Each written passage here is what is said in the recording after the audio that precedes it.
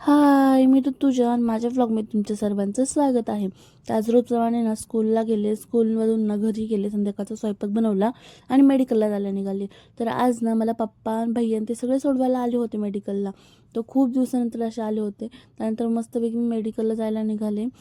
पप्पाने आणि भैयाने ना मला मेडिकलला सोडलं आणि नंतर ते गेले. त्यानंतर ना मेडिकलला खूप पेशंट चालू होते. आज तर कंटिन्यू 5 वाजल्यापासून पेशंट चालू होते. मला टाईमच भेटला नाही. आणि ना मी तिथं बघू शकता शून्य किल्ला किती सुंदर दिसतोय. पावसाळ्याच्या दिवसात ना निसर्गाचं सौंदर्य अजूनच फुलून येतं आणि असं वाटतं ना मन असं निसर्गाकडे धावत राहतं. तर त्यानंतर ना तुम्हाला तर माहिती आहे पेशंट एवढे होते ना मला टाईमच भेटला नाही. 4 ते 5च टाईम भेटला आज निवांत बसण्याचा. कंटिन्यू 5 वाजल्यापासून जे पेशंट चालू झाले ना ते कंटिन्यू 10 वाजेपर्यंत आणि आमचा पीसीच खराब झाला होता.